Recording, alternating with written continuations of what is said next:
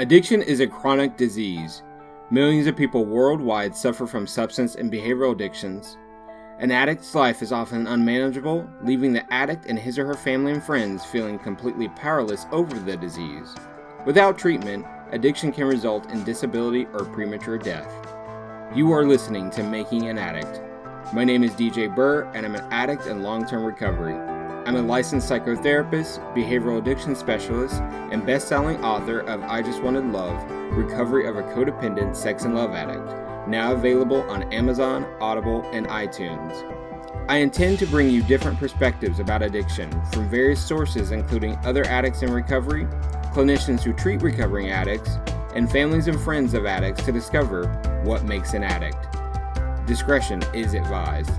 To learn more about this podcast, check us out at makinganaddict.com or follow me on social media at DJBurr1022 on Facebook or the DJ Burr on Instagram. Welcome to another episode of Making an Addict. I'm DJ Burr, and today I am speaking with my guest, Chris. Chris, welcome. Hey, thanks for having me. Well, I'm originally from the Washington, D.C. area, but I live in Chapin, South Carolina now, which has milder winters. Is really a nice place. Nice. How long have you been out there? I've been in South Carolina since 2008. I got a job opportunity down here and made my way down. Actually helped my parents build a house on the lake and really liked the area. And felt like I had addiction problems actually where I lived on the coast in Delaware. After moving out of D.C., I moved to the coast of Delaware, and I had addiction problems there and tried to make a fresh start, but only ended up just returning to my addictions. You know, they say wherever you go, there you are, and that means our addictions can travel with us. So I'm glad that you're making time today to talk to us about your story and to answer the question that we talk about every week, and that's what makes an addict. Well, I appreciate the opportunity. I was excited to do this with you, so thank you. Yeah, I'm glad that you're here. So can you tell us about your story? Well, let's see. I started, I guess, with drinking alcohol, experimenting with alcohol in junior high. I was about in probably 8th grade, maybe 14 years old. And then I started using marijuana and quickly moved to heavy use of marijuana and drinking. And I guess I used my first cocaine the summer after 9th grade. And it didn't take long. I was a full-blown addict. Through high school, I drank and smoked marijuana every day. I used methamphetamine and cocaine as well. And then I guess in the late 80s, the crack cocaine began, the craze. And I smoked some crack then, and I worried about the Len Bias story came out, so I tried to step away from that, but I still drank extremely heavily, smoked marijuana every day, and would use cocaine occasionally. Powder, went back to the powder form before returning to full-blown crack addiction in my late 30s. Goodness, you had a lot going on. Yeah, definitely. Wow. So I think go ahead. I'm sorry. So I was just wanting to get some clarity. So you mentioned like the late 80s. How old are you now? I'm 48 years old. Okay. And I'm lucky to be here. Oh, I'm lucky to be here. Okay. So so you started out very young in multiple addictions. Was this something that was introduced to you? Did you see it happening around you in your environment? Well, I did. My mother and father were devout Mormons, actually, so they didn't do that. They didn't drink or anything, but my older brothers and sisters, my sister and my brothers were part of the drug culture in the D.C. area. So, yes, even in elementary school, I was seeing people drink and get high, and I admired them. And I also was a big fan of music, so I knew that a lot of my music influences also used drugs, and I wanted to use them too, which wasn't a good decision. It's something I really regret. It was probably one of the biggest mistakes I ever made with my life. So. Well, how would you have known any different? Yeah, exactly.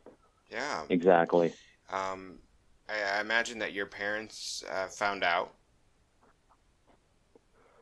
Say again? I imagine that your parents found out about the drugs and the alcohol. They were very disappointed. Absolutely. You broke up a little bit, but I assume you said something about my parents being disappointed with the use. Well, I was wondering if when they found out about it, like, what happened. So it sounds like they were disappointed in you using.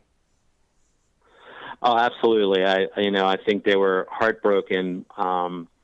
They had their own struggles with their marriage, and I was alone a lot, and maybe that wasn't the best, but and that had an influence in itself. I was free to come and go, and I think they kind of got tired of trying to battle, because even in high school, I was staying out sometimes till 3:00 in the morning on school nights, just coming home absolutely wasted, and just crashing into the bed, and I'd get up in the morning and do it all over again.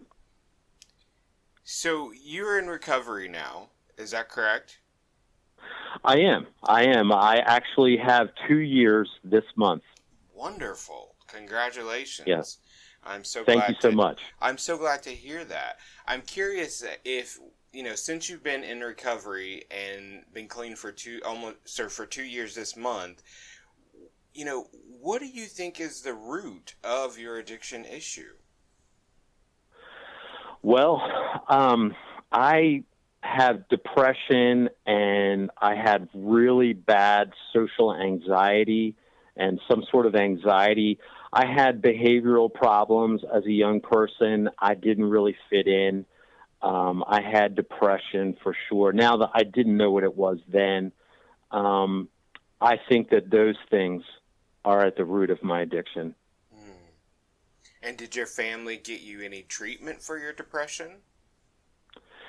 They tried. Yeah, they tried to take me to counseling and so forth, but I think less was really understood about it at that time, and they also were not the wealthiest, so they couldn't get me the best treatment available. Yeah, I can totally understand that. I mean, that happens for people nowadays. Yes, it does. We have all It's these. Unfortunate. It is unfortunate. We have all these advancements of treatment, but our healthcare system still sucks. It is. It really is a mess, and it's a shame, because there's a lot of good people that aren't surviving this because they don't get the treatment that they need. Right. So what are all the things that you have learned about yourself and your addiction over the years? Well, that's a really good question. It's something that I'm still processing.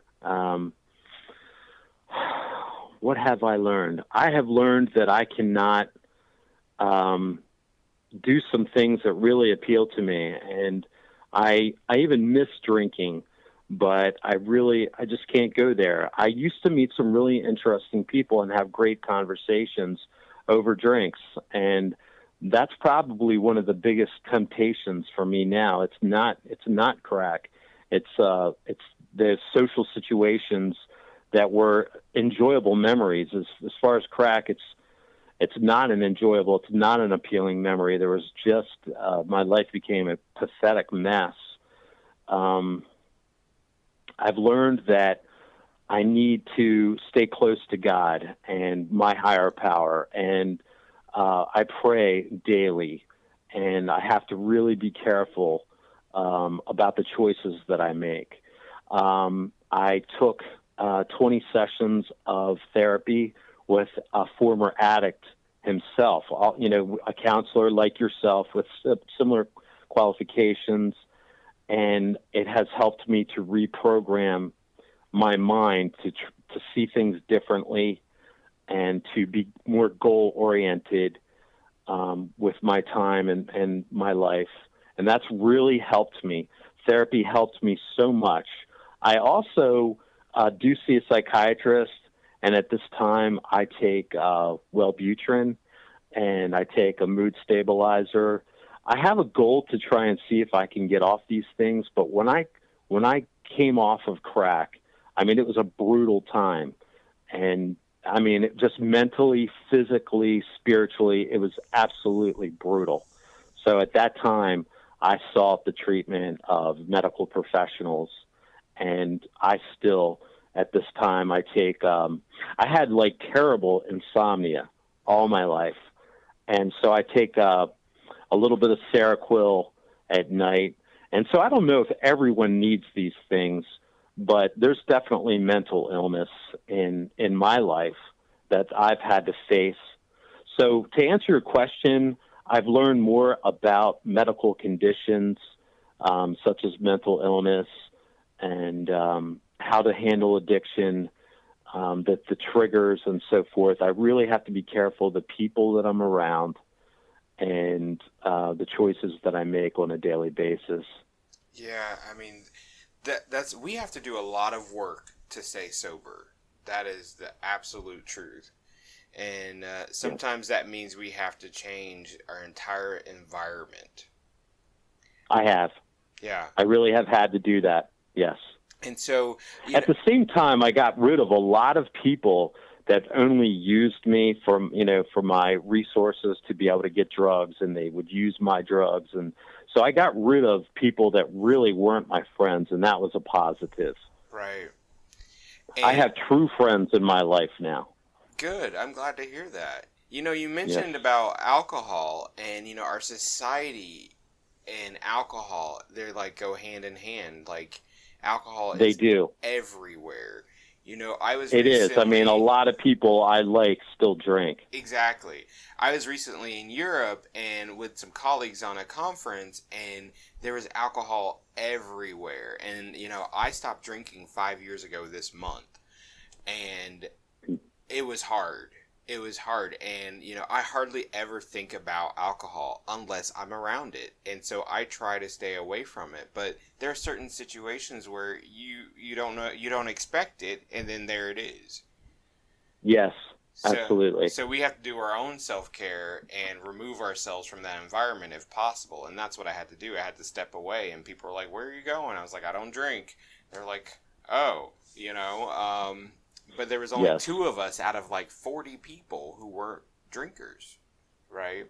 Yeah, it's tough, isn't it? That's the hardest that I have found. I quit smoking cigarettes. I don't miss them. I quit, crack. I don't miss it.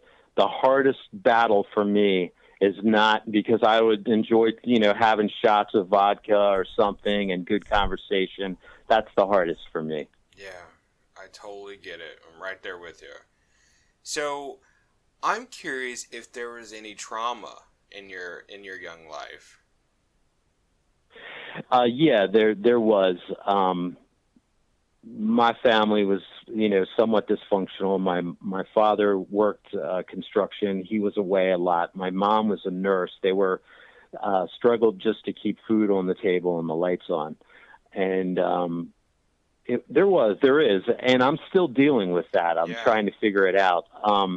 Right now, one of my biggest problems is I have these reoccurring flashes that are like almost they're PTSD. I did not serve in the military, so I feel like I do those gentlemen a disservice. But what I've learned is that PTSD is something that you can have and never have been in battle or anything like that. And I seem to have it. I have right now these reoccurring, very negative emotions, and sometimes they happen 3 every 10 minutes, and the medications that I've taken really are not helping it. And it's one of the most difficult and most uncomfortable things that I've had to deal with. And it also makes me want to drink because that's something that made it go away. Wow. At the same time, if you drink, you're destroying your body. So In your life. not a in your life, and it's just not a good alternative. Man, So I hate to hear that.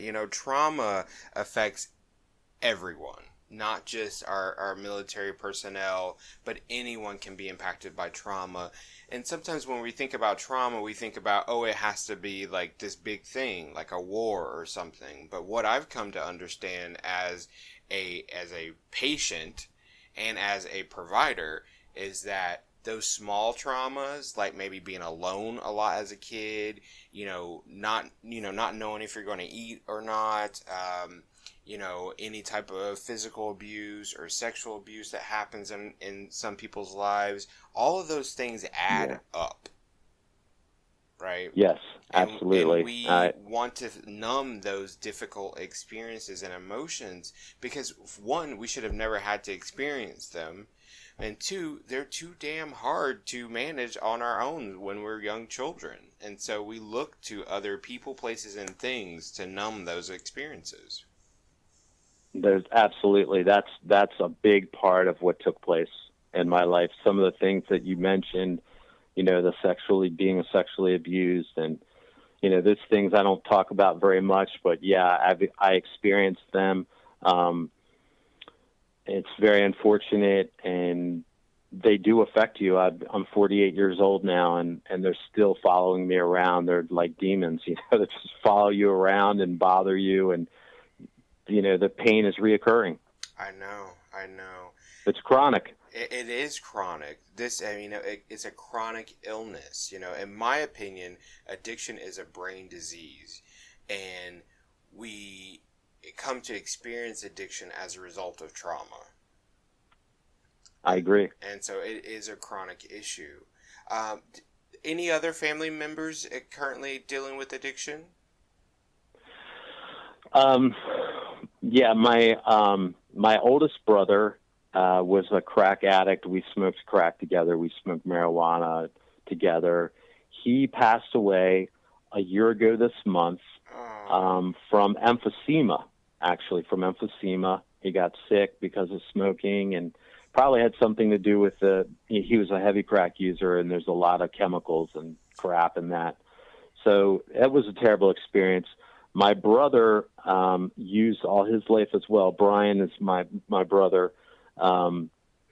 He is still currently active in his addiction, and he had a thing for pills, which really wasn't my thing.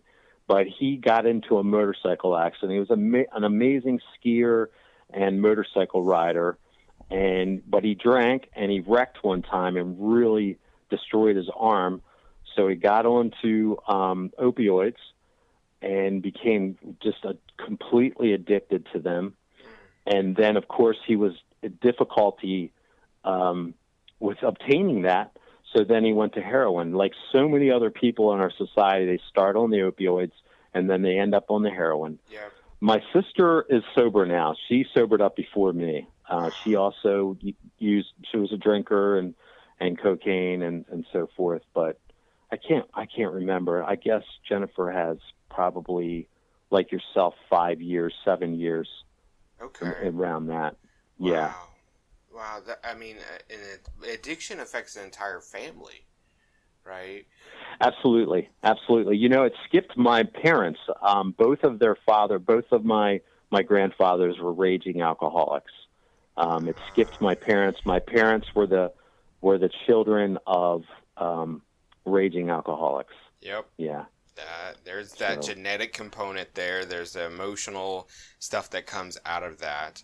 Addiction is definitely a family disease. Absolutely. Man. Yes, it's definitely hit mine. Yeah, Actually, my nephews too. I left that out. The children. My sister's son died of an overdose of heroin in Maryland. He was 26 years old. Yeah, so absolutely, what you're saying, it even has gone to the young people in our family. I hate to hear that. Can you talk about what you're doing now in recovery and what your program of recovery has looked like for the last 2 years? Absolutely. Well, I saw an addiction counselor, and that was a wonderful help. I also saw I have a case social worker that I saw through South Carolina, because it really affected, I lost everything. I live in a beautiful home on a lake that I helped build, but it's not mine. I went through probably $200,000 in the case, a course of 10 years. Wow. Or more, I just can't really be sure. But, so over the last 2 years, I sought therapy, and then, I wrote about addiction a little bit. I started to pray every day. The higher power, as far as I'm concerned, it was key for me. And it's there for everybody. It's there if you go to church, regardless of sexual orientation. I believe that God is there and loves and cares about everyone. I know that for some people, it's a different higher power. For me, prayer really, I think it pulled me through. And I began to heal. Now I am in a master's program at Purdue University. I'm really enjoying that. I'm actually in a statistics class right now, so I'm really that one's bothered me, but I've really enjoyed the writing and the learning about public relations and so forth. And I've been working for myself, doing odds and ends, like I just did a foundation repair. I've been a builder all my life, and I had ran really big projects, multi-million-dollar apartment complexes, restaurants, shopping centers. I have not been able to get back to that level ever since I sobered up. I've had interviews. I have not been able to get hired back into that area of the field, and it's really been painful for me. Was that field, were you using while you were in that field? Yeah, I was. It's a big part of the construction industry, and that was actually an influence for me.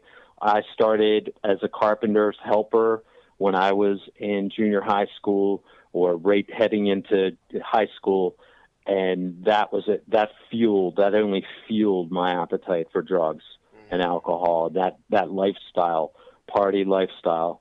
I loved it and had good times with it for a while. So anyway, yeah, to answer your question, I'm doing the best I can, but it's not where I want to be. So I have a lot more work to do. Right. And I wonder if you're higher. As far as the addiction, I've got it pretty well. It's under control. I haven't even had a slip up. I haven't had a relapse of any kind. So. Well, thank goodness. I'm glad to hear that. I'm curious. Yeah. I wonder if, maybe your higher power is trying to direct you to a different field of work. Yeah, it's funny you say that, because I absolutely agree with you. And that's the message that I've been getting. I kind of got sidetracked, but yes. I mean, my last job, I was running an apartment complex, and I was smoking crack right on the site. Oh, wow. While I was doing not every day, but I was. Yeah. Wow. So. Yeah, I think your higher power is talking to you. It sounds like higher power is directing you somewhere else. I think so, and I've been praying a lot about it, and it's just everything that I've been doing hasn't been working out. So I'm like, please, God, I need your help, because I can't fix this. I cannot fix this. Right. So what I did was I signed up for a master's program, because I wasn't busy enough. And that's a big part of what I'm doing. And I feel really good about it, because I've coveted degrees ever since I was a kid. That's another thing. I started at University of Delaware in my 20s, but because my addiction got so bad, I was never able to finish my 4-year degree until I sobered up. So that's another thing I neglected to tell you, is I was actually able to finish my bachelor's at the University of South Carolina only after I sobered up. So it was just last May of 2016 that I graduated from with my bachelor's degree. Beautiful. Yeah. Yes, sir. That's pretty amazing. Thank you. So it sounds like you definitely headed on a new path, and you're not alone on that path, right? You're in recovery. I imagine that you have friends in recovery now, right?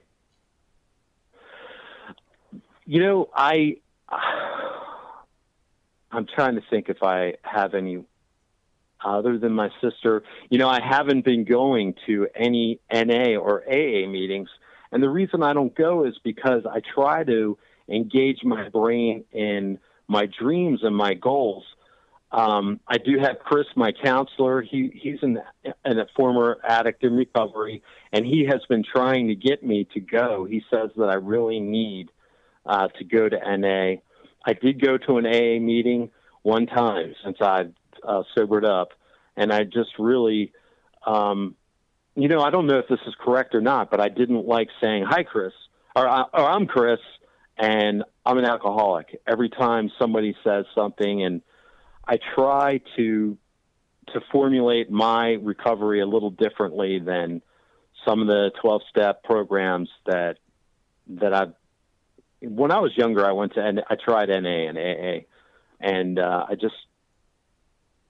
don't want to knock the programs for anyone because I know they help a lot of people. They do help a lot of people. I have not been going, but sometimes you have to maybe approach it differently. Like first, I often hear people say, "Hi, my name is so and so, and I'm a person in recovery," and I'm like, "Yeah, absolutely. You're a person in recovery." That's exactly what Chris, my counselor, says. You should go in there. He said there's people in there that say, "My name is Chris and I'm in recovery." Yeah, and they don't say I'm a drug addict or whatever. Well, shit. You know, if I went to a meeting and listed out all the damn things that I am, we'd be there for a while. Yeah, me too. Me too. So just saying that you're in recovery is enough. And I don't even know, it's not a requirement, right?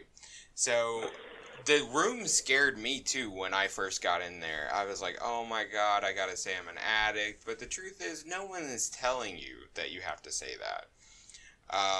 That was my experience, it was all in my head. Yeah, you're right. It's kind of just like, it feels like I'm obligated, but nobody has said that. They really haven't. And like the AA meeting that I went to, everyone was nice. Everyone was supportive. So it's just kind of maybe, Chris says I'm agoraphobic. I have agoraphobia, so I don't like to go out. And it's true. I have stressors when I go out and I'm around people. It's still something I struggle with. And I think it's probably what led me to drinking and using, one of the reasons that led me to drinking and using in the first place. Right, yeah, because you discussed, mental illness, and, I can say for myself, mental illness is part of my history as well. I have a family background, that has mental illness, and those are things that we can't change. We can't go back and erase that, but the steps that you're currently taking is helping to address it. And so I just encourage you to continue to take those healthy risks and surround yourself with people who are in recovery who can support this new path that you're on. I know that's great advice, and you sound exactly like my counselor, who is a wonderful, wonderful help to me. Absolutely. He says exactly the same thing that you're saying now. Yeah, so. I was scared of going to AA and things like that, so I went to Codependence Anonymous, and that program changed my life, saved my life, really. It wasn't until I got into Codependence Anonymous, it wasn't until then that I, came to understand that I was an alcoholic, I was a sex addict, all these things.